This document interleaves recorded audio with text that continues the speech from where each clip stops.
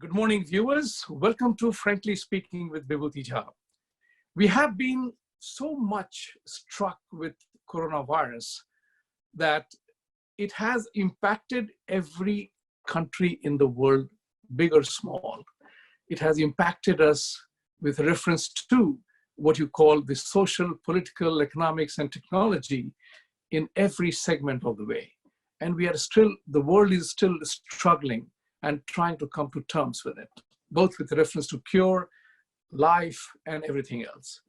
However, this has also impacted the presidential campaign and election scenario in the United States, my apologies, in the United States.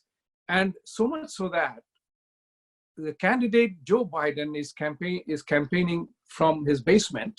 He's not coming out. It seems that strategy is working for him because his invisibility gains him some bonus points because people don't get to know what he's trying to say or do.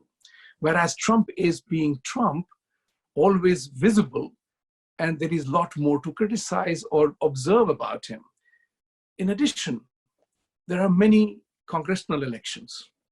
So today we are going to talk about the rising trend, and a happy rising trend, of many Indians entering the political spectrum of United States politics. One such candidate is Manga Anantatmula. She is fighting for a congressional seat from Virginia District 11. And I have known her for a while. We have connected many times on the phone and on platforms, and we found we had a common sharing of our thoughts and beliefs. So, Manga, welcome to the show. And we want to talk to you about how working for the US government with high security clearances, with Department of Homeland Security, Agriculture, and you are a management consultant to the United States government. How did you think about entering politics, which in my opinion is one of the toughest jobs in the world? To be a politician is like, ultimate dream of many people, because not everybody can become a politician. So I would urge you to tell us two things. One, before we come to other discussions, how did you happen to choose and support Mr. Trump as president, and you are supporting his candidature? And how breaking the path where every Indian is supposed to be 90% of the time voting Democrat, how did you end up becoming a Republican? So tell us, share with me and share with the world around you today, how these two things happen. Well, in 2011, end of 2011 or 12, in the mid 2012, I moved to North Carolina. I was in Virginia all my time that I was in the US. We have a home. This is where we lived most of our time. And our careers, and my husband's career took us to North Carolina, which is a very small town called Callaway. We lived in Franklin, which is just a few miles away from Callaway. And it's a predominantly white dominated area. A lot of people told me that it's going to be a redneck area. It's not going to be healthy. There's a lot of racism. I need to revisit my decision to move. But Manga being Manga, I just have to do what things come my way in my life, and I just pick them up and do them. And if it's a wrong decision, I'll fix it. I'll learn a lesson. I'll move forward. But then my experience, the first 3 months was a little tough. We had no friends. My husband and I, we were the only two Indians in the entire town, and that was tough. And people never saw people of color before in that town. So it's like we never had friends, nobody to talk to. People were wondering what we were about. But then eventually we went and joined, to break the ice, we joined the gym where we can meet lots of people. And that did not work either. After 2 months, into it. We said, no, this is not working. No, plan B also failed. So let's go out and we have to find a plan C. So we said, okay, while we are in the gym, there's a sauna and there is a hot soaking tubs there. We said, that's where we will get a captive audience. Once people get in there, they have to be there for 15 minutes at least. So we used to take that opportunity. The moment somebody gets into a sauna or a hot tub, then we would go, we would sit there and we would strike a conversation. And in the beginning, first 2 minutes, they're hesitant, but then once they get into that conversation, it went very smooth and we became very good friends. And now within a month time, we became the friends, new friends for the entire town. And the first 4 months of not being friends with us, not talking to us, not returning our hellos, really turned out to be very guilty feeling for them. So after we have become friends, yeah, close to 4 months time, um, any gym activity, group activity during our festivals, they went through the trouble of researching Hindu festivals, researching our Hindu traditions. And every time there was a Hindu festival, they would give me and my husband a nice flower or some of fruit or something special. And they would play that appropriate music for the festival. So that made us special and feel connected. And almost we were having every Hindu festival as a community together, and they would all come give us a hug and wish us. So my experience going to South, living in predominantly white areas, has exposed me to the realities of uh, what racism is or what is not. It is just the awareness that people lack. Once you take time to let them know what your culture is, what you are, what your background is, they are so welcoming. I feel the white supremacy exists only in our minds. How come in a town they have never seen people of color has accepted us so much? Where is our effort coming from to change things? That taught us. Then we truly learned. We always thought we were Americans because I come from a military family. In the sense, my son is a US Navy lieutenant commander. He's soon to be a commander here. And we are a military family. We serve the country. We take pride in serving the nation, being patriots, calling ourselves American Hindus. We thought that was the culture. No, there's much more beyond that to learn and assimilate into the American culture. They taught us what the true American culture is, our constitutional rights. I learned that every party, both the Democrat Party and Republican Party, they had distinct values tied into the party values. That really opened up our eyes. And after that, I think we stopped looking at one certain candidate. We were always looking at both the candidates, all the candidates during the primaries. And we thought maybe Donald Trump did not have any chance. And the way he was progressing in the primaries, we had no doubt he had something. He's not a career politician. That's one thing that was very strikingly different about him and the rest of the candidates. And then we were always traveling on the road while we were in North Carolina because beautiful mountains and everything. So we were traveling one time from point A to point B someplace, and we saw a huge banner that said Trump rally. I said, wow. I asked my husband to turn the car around. I said, I want to attend that Trump rally. I want to see what he's talking. And when we arrived there, the person at the gate, he said, no, there's a lot of crowd. We were about 2 hours early before the Trump rally started. They said, no, we want to be there. He wondered, what are these color people doing in a small place in North Carolina? But he was very happy to see us, though he was surprised. He let us in. And when we were at his rally, we felt he's genuinely concerned about Americans and their lives.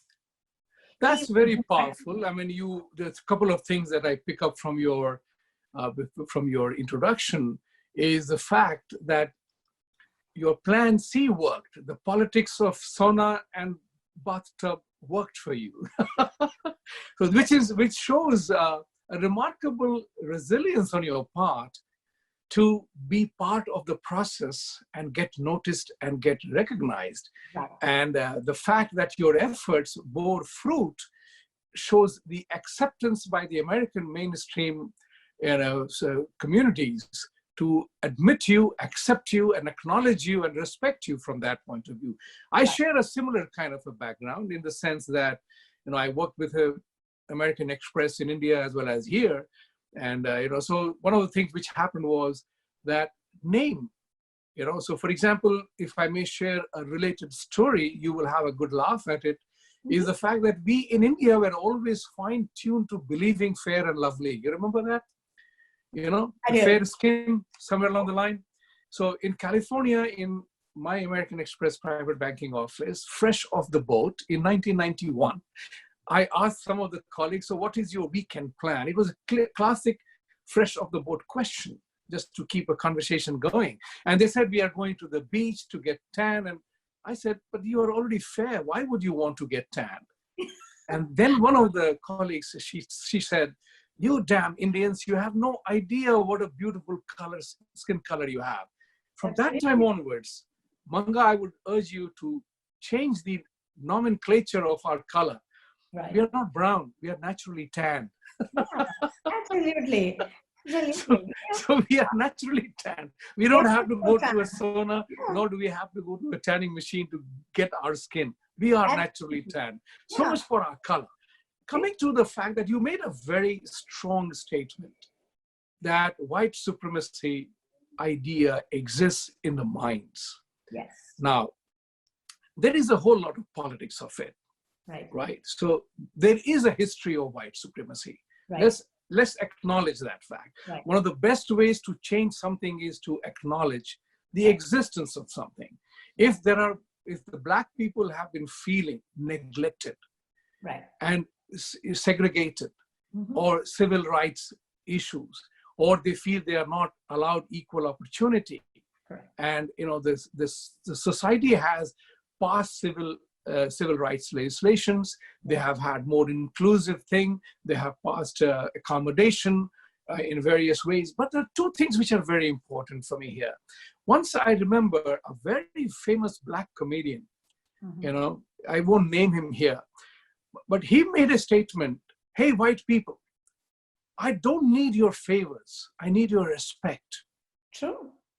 If I'm as good as your white guy is for a particular job, right, don't throw me out in favor of the white guy, but give me respect. And that's the important part. Yes. So the white supremacy is a function of age-old slavery as an issue, true, which most of the white people were slave owners. So the question here for me, from my point of view, is that slavery was an issue in South, which the North won, right? And won the abolishment of that. At what point in time, and the South was all Democrats. Right. They were the slave perpetrators, if I may say so. Sure. How did the Black support went to Democrats? That's one. Number two is a very important question which the Republicans must answer, is the fact that we should question Joe Biden, Hillary Clinton, the entire Democratic leadership, Chuck Schumer, Nancy Pelosi, that Blacks have been voting for Democrats. 90% of the votes go to Democrats. So if they are still unsatisfied with their lot or their plight, who is to be blamed for that? I don't see anybody Republican asking that question. That all this time, and that's where I recall that Trump said in his last campaign in 2016, what do you have to lose? Right. And now we know that there has been a definite swing by economic improvement of Black people until the Wuhan crisis demolished the economy. Black unemployment was at its lowest level. Latino unemployment was at its lowest level. So share your thought on that part. And now we have a major uh, tension in the society based on a white cop, what he did to Mr. Gray. Very sad thing. But one bad cop Right. causing a national turmoil, and it has a very different ramification. Explain your stand that white supremacy is in the mind only. That is something which will be very important for you to address. Right. You made a very good point talking first about the history, Black history, where South was the places, was a place where most plantations were there and all these slaves and everything. When the industrialization started, it all moved Right. to cities. So all the Black communities moved to cities. So who brought them into the cities? These industrialists. They are the most, they are the slave owners who became Right. again the industrialists. Did they Right. actually let go of the slaves? No. They made them different types of slaves. From plantation, they took them to the industrialization. And who gave them, who abolished Black slavery? It's the Republicans. Who gave civil rights for Black community? It's the Republicans. We need to go back and read the history. I think our education system right now doesn't focus on history. They want to erase history. They do not want you to ask any questions.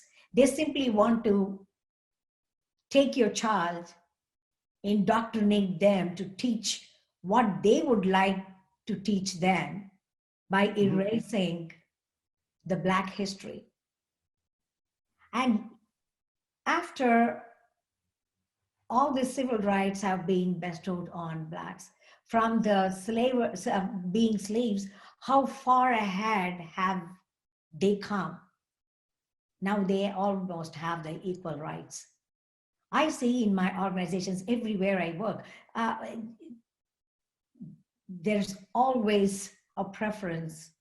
If you're a Black, you must give them certain number of jobs. They encourage them. Even the schools encourage them. But just by having a quota system and pushing them forward, is that going to solve the problem to encourage them to become economically strong? That's not happening. Why are we not enabling them to become economically strong? It is these Democrats who broke the beautiful Black tradition of living in family bonds. They were very strong family units. They are very conservative. They were very family oriented, supporting each other in the families. These nuclear families, when this industrialization happened, they promoted these nuclear families. Therefore, that economic freedom at an young age broke them away from the families.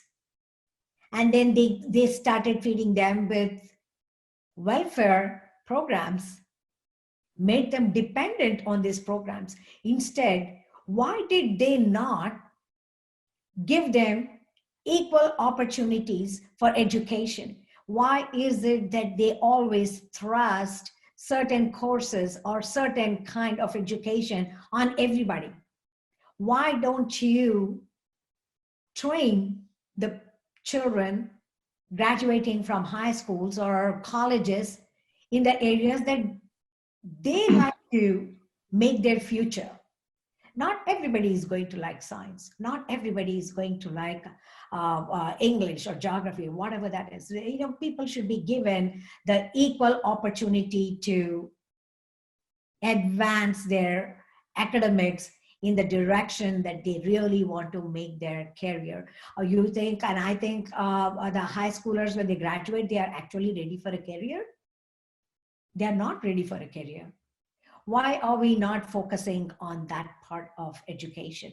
Instead of trying to social engineer in schools, they should have been focusing on true curriculum. And that's very important point you brought in here, because I'm a strong believer in the concept that if you give opportunity, people excel. Now, I noticed one thing, that I'm a very low-level amateur sportsman, but I draw my life lessons from sports, because in sports, performance matters. Performance alone matters. Absolutely. Michael Jordan is not the top most basketball player because he looks good or he has a great personality, but he proved his worth on the basketball court. Tiger Woods, and you have any number of examples. Arthur Ashe. I'm talking about the minority communities like that, or Indian Vijay Amritraj made tennis Indians as a global name. Point of the matter is that in the sporting arena, basketball, NFL, the blacks have dominated the music industry, Yes. right? So the question is that when they got a chance, they excelled. Exactly. And there are enough rich black athletes in America today. Yeah. Now, the question is here is that you are right. It's not a government job that matters. It's allowing their talents to flourish. What is their core strength to do that? My thing is very simple. I mean, I'll put it this way. I became a Trump supporter when in 2016, when in somebody's house in Pennsylvania area, there were 15 people, Indian people, for dinner.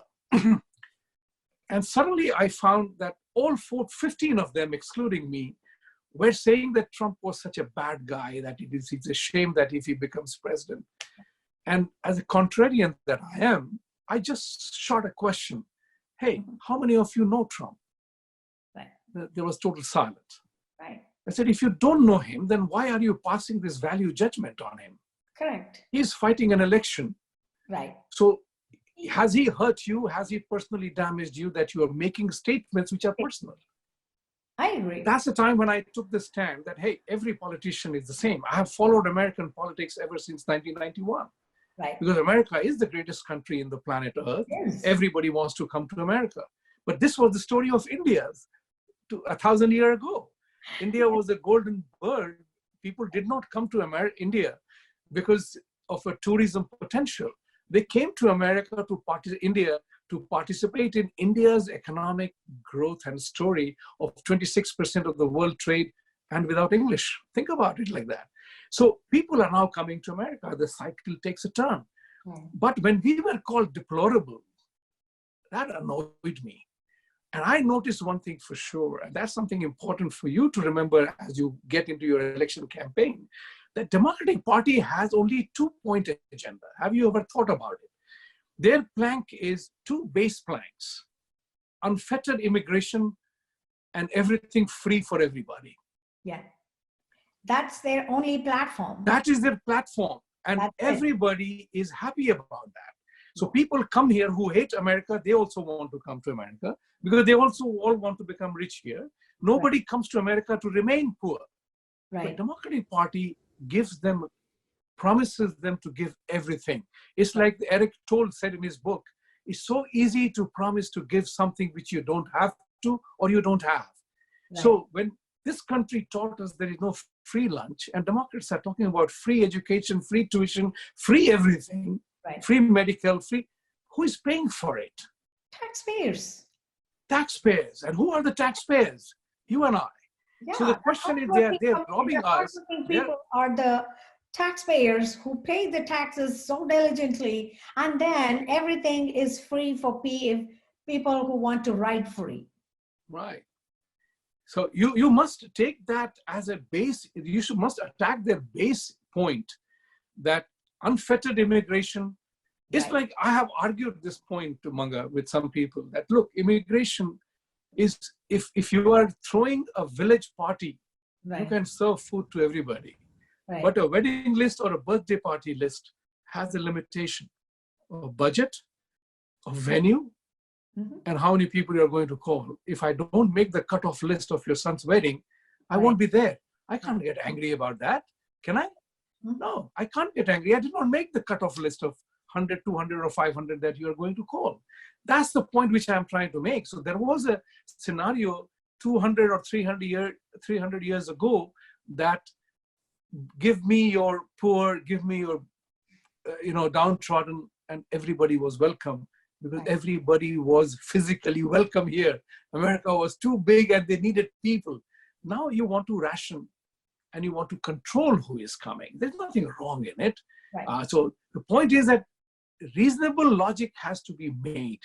And I urge you, a couple of things that I wanted to ask you also is the fact that Mr. Trump has been very fortunate, and I'd say it is in his favor.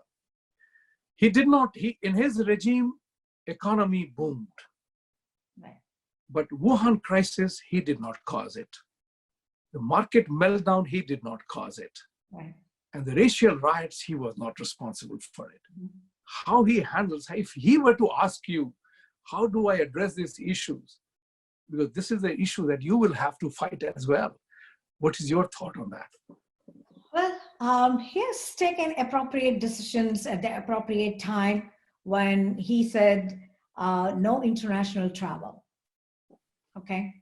When he first, in January or February, when he wanted to take that stand and stop international travel, all the Democrats were very upset with President Trump.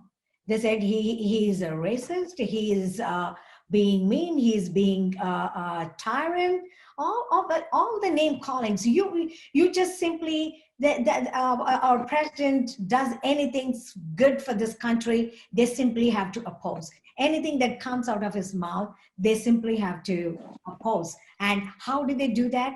The leftist radical media is hand in glove with Democrats. They're all in this together. There's never the truth that's coming out in the media. Anything you want to know what exactly is happening, what exactly did our president say, you would have to go on White House website and read in that executive order what exactly he said, what exactly he trying to implement. And then people started saying, oh, he's going to stop all the H1s from coming. So one wrong statement after another, one accusation after another. It is just a ending, never ending saga we have been seeing from 2016. What have been these Democrats doing since 2016? Nothing. What have they accomplished? The Russian dossier, all fake, all fabricated. And they wasted millions of taxpayers' dollars and time. And they did nothing for taxpayers. And then the impeachment was a fake, nonsense impeachment. It was a one-sided, never had any proof. They did it. So where is all this money coming from? It's our hard-earned taxpayers' dollars. So are we not responsible enough to ask them, why are you not working from me? Instead, why are you wasting this time and my money on all these fake accusations? The economy was booming. We were doing better than the last 20 years. We've never had an economy like in the Trump era before the COVID time. Why did they have to do all this lockdown? That was something that it's been bothering me. In the beginning, yes, like everybody else, I was afraid too. But the moment the George Floyd thing happened, riots, the protesters, all the social distancing regulations and restrictions went out the door, went out the window. It didn't matter. They looted. They burned down the businesses. They burned down churches. And what's happening in Seattle now? The Antifa has created an autonomous zone, and the democratic leaders in those cities are simply okay with it? How do we justify all of this? Really, is it all about the Black Lives Matters? To me, it doesn't look like it's a Black Lives Matters. It has been hijacked a long time ago. It's been being led by Antifa and the radical Islamic terrorist Hamas. These are the people who hijacked Black Lives Matters. That was a genuine movement, and that was a genuine cause. Now it is no longer about the Black Lives Matters. They feel terrible that their cause has been hijacked. And whose interest are they doing all of this? It's all about power. It's all about coming to power. Even now they want to keep us under lockdown. Why? All because the elections are coming close and they want mail-in ballots so that they can harvest all these mail-in ballots. When are they going to stop? They're going to continue with this charade and this nonsense of lockdown until the election time, because they want to harvest all these ballots, mail-in ballots. No, we cannot let this happen. This is a democratic country where we citizens have an absolute right to elect our president and our leaders. And our vote matters, and harvesting the votes is not an answer. That is not the justice. That is not the people's voice into offices. This is where my philosophy is. And how about China? China is all to blame for this COVID-19. They could contain it in Wuhan and just in little areas that it first started. They banned domestic travel within China. How did they not stop international travel? They let it happen to the world. China waged a war against the rest of the world. It is not just a war against United States. It's a war against the entire world. They just simply you have hit upon a remarkably good point about China. This is something which I have always believed in. Is that, remember one thing, in 2016, nobody expected Trump to win. Absolutely. Nobody expected that Trump will get past the primary of his own party. But he beat back everybody. Until the election day, 90% chances were of Hillary coming back. Mm-hmm. So I can't for once imagine, as a conservative, I say this, I can't imagine what kind of a governance would have been had Hillary been in power, because we would be seeing a ruin of the economy. I remember a Nobel Prize winner economist, name not mentioned, wrote in New York Times and Wall Street Journal that the market will tank if Trump became the president. Right. And he was scathing in his attack on Trump. Right. The reality was something else. I've never seen a Nobel laureate eating crow so badly. That's one part. The second part is that if you see the geopolitical part of it, the United States, the liberal dream of making America a socialist country, crashed. I won't say crashed, but was put behind by many years because Trump won. Yes. What happened in India? Again, Modi won there, second time for second 5-year term. And Boris Johnson won in London, right, in UK. So you have a scenario, I prefer to call it the three prominent democracies around the world. Yeah. They are all, leadership is right of center, pro-business, driven for doing something. They are all people who are proud about their countries. They talk about make in USA, make in India.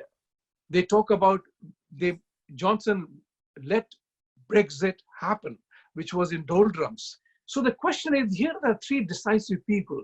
If Modi has already come for another 5 years, mm-hmm, Boris Johnson is going to have another 5 years. If Trump wins this election, you are going to have a real conservative rule, and Democrats can forget the liberal philosophy. So that's the desperation in the left to defeat Trump come hell or high water and do anything and everything. The desperation shows is a question of how the president, people like you who are his, who are his band of army, who fight for this entire argument that America is not what it is because of socialist policies. It is because of the free enterprise system they have followed. Yes, no system is perfect. People do exceed in their, performances and excesses at times. But just as people are trying to talk about reforming and transforming the police force, the solution is not disbanding police. The solution is fixing police.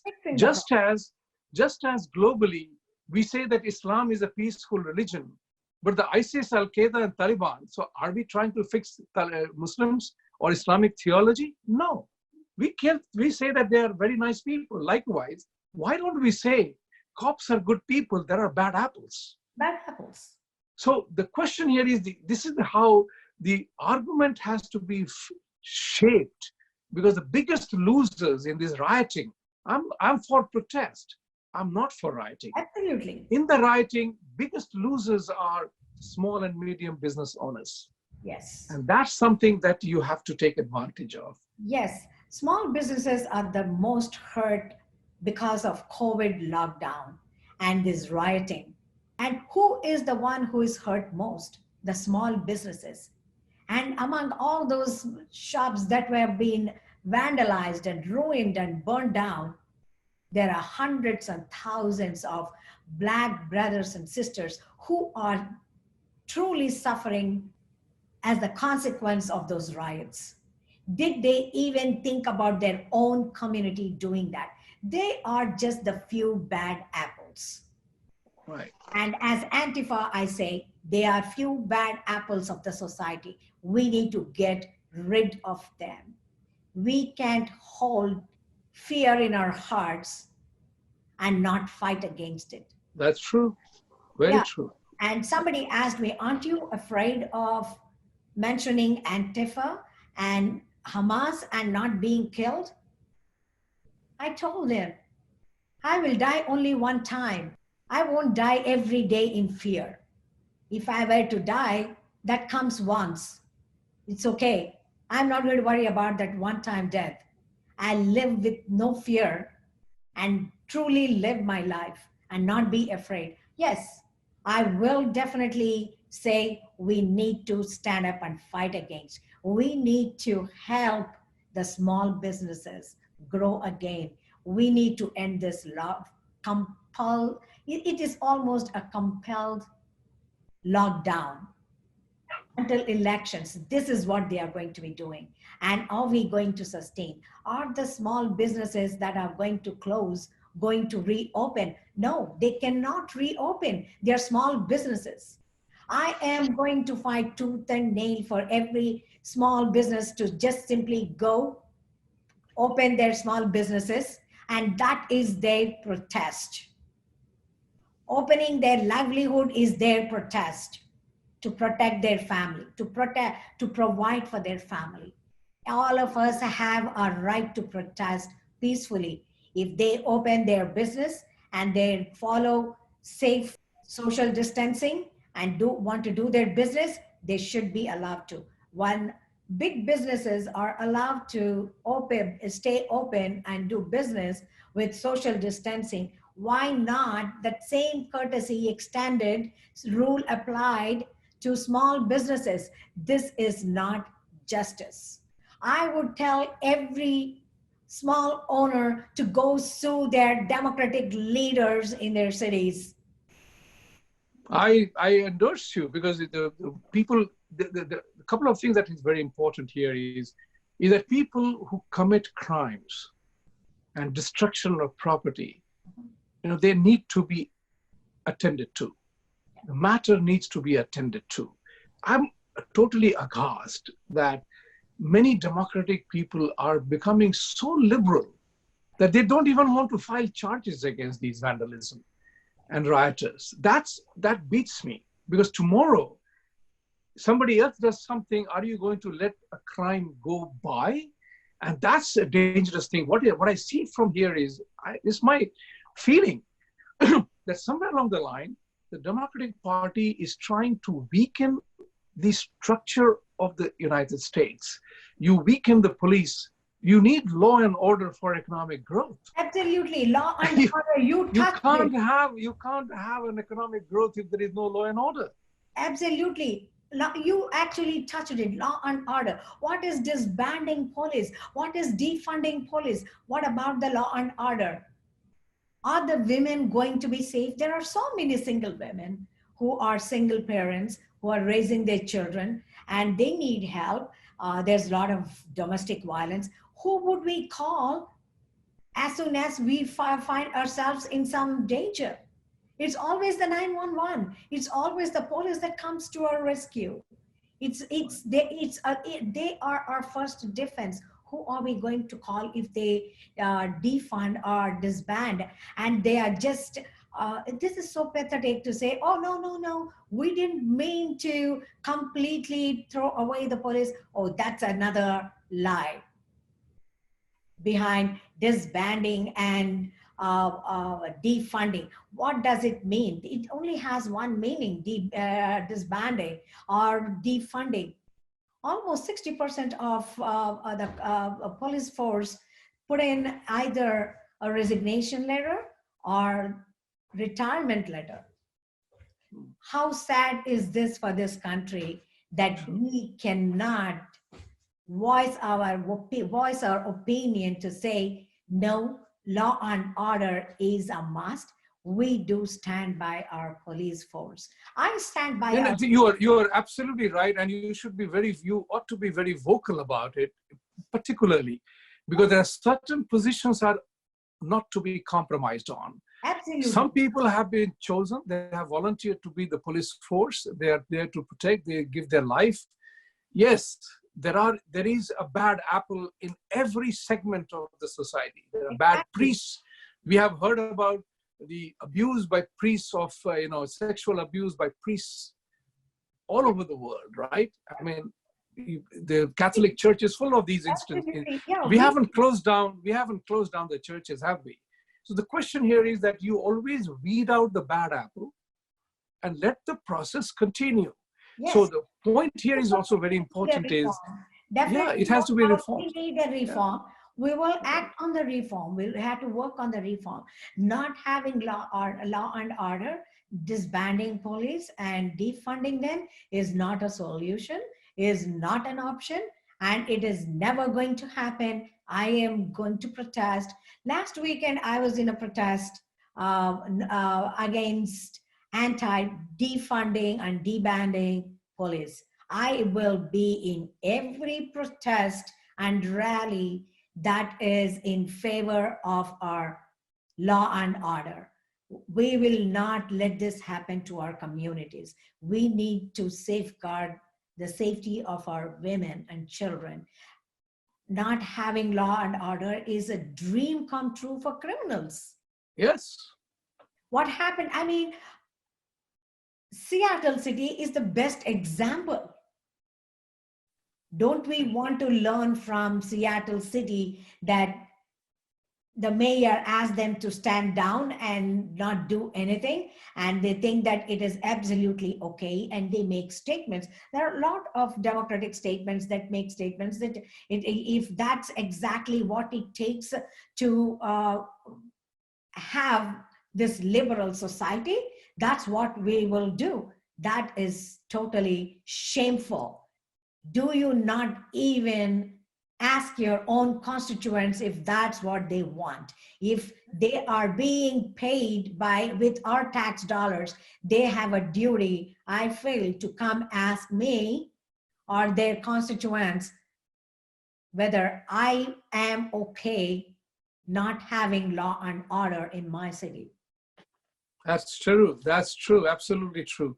Now, switching gears a bit here is that, this particular week has been a terrible week from the Chinese and India point of view. There has been a war-like situation in which soldiers have lost lives on both sides. 20 Indian soldiers died and more than 43 Chinese died. The question here is, India is ramping up its efforts to make sure that we do not import vital goods or peripheral items from China anymore. India is asserting itself. You earlier mentioned about China's Wuhan crisis. I call it Wuhan crisis. Chinese may object to that, but I have no hesitation in being frankly assertive that the lab, Wuhan was the place where this disease emanated from. The world leadership has to acknowledge that fact and make sure that however it happened, whether it was a 7th grade chemistry lab experiment gone awry and genie went out of the window and this is what it is, or it is a college lab where the chemistry lab went crazy, or was it a defense production part of it? I'm reminded of a movie called Mission Impossible 2, where there was a biological warfare was thought of. The global leadership cannot ignore that aspect because trillions of dollars disappeared from the market and millions of people, poor in and middle class, were hurt because there's this China virus. Right. So the question here is, China is acting really truant all over the world. It's a bully country. And I think that globally, everybody is coming to terms with that. So the US foreign policy, Trump was the only president who ever was tough with China, regardless of whatever Bolton might say. He's a totally, abysmal guy in the sense that, I was so disappointed that he was a hated man by Democrats and Republicans. Trump gave him a chance and all he did was write a book. Right. Go figure. So the point which I'm trying to make here is that how does the United States or Mr. Trump make sure that this particular accountability factor happens? Because Wuhan virus has brought about a completely new dimension of governance as we know it. Absolutely. It has opened the world to the true intentions of China wanting to take over the world, the globe economically. Right. What they have done is totally unacceptable. It is inhuman. They have violated every human rights, I would say. They have completely destroyed global economy, and they must be accountable to what they have done. Every country should make them accountable. And I think President Trump is taking excellent stance to protect Americans from Chinese investments and companies in the United States. For example, this is I don't know how many people actually now know about this issue, but I definitely do want to bring it out so that people are aware of what exactly is it. If anybody who is working in the federal government, they already know what a thrift savings fund is. That is a 401k kind of fund for the federal employees. That's where all their retirement funds go, and that fund is in turn invested in the market. And these funds, most of the funds, President Trump is making sure that these thrift saving funds are not invested in any Chinese company. If they take the money and run, what would happen to all those millions of people who have invested their lifetime savings in their retirement funds? That's right. What would be the recourse for those who lost that money, those employees? He's trying to protect every citizen, every federal employee. This is a caution for every federal employee.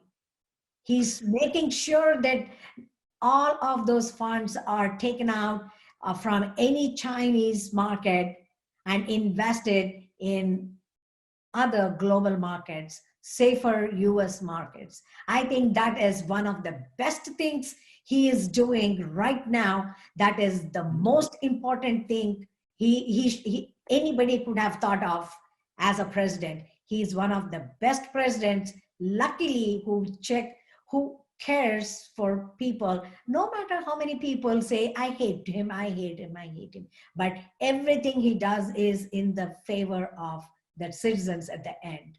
If he didn't take that stand to protect TSP, who would have? And my opponent is favoring this plan, TSP. He is opposing, he wants all these TSP plans to be invested in the Chinese market. He simply just doesn't understand, or he doesn't care which one of it is true, or is it both? How is he going to be a good leader representing his constituents? And Virginia District 11, 90% of Virginia District 11 is federal employees and federal contractors, and they're all doing federal jobs from Pentagon. They're all mostly federal employees. Does he not, does this man not care? Or is he a stealth congressman that he would do everything under the radar without getting on anybody's radar? He would do it quietly in a stealth way and hurt his own people?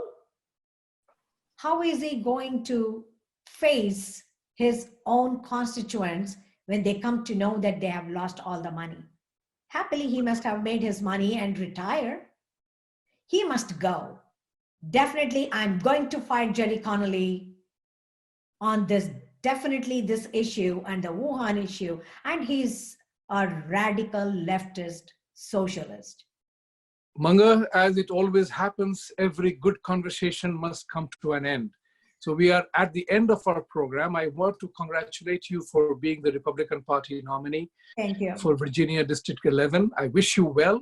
Come back again, because there are so many more issues to talk about. There are a couple of issues we could not touch.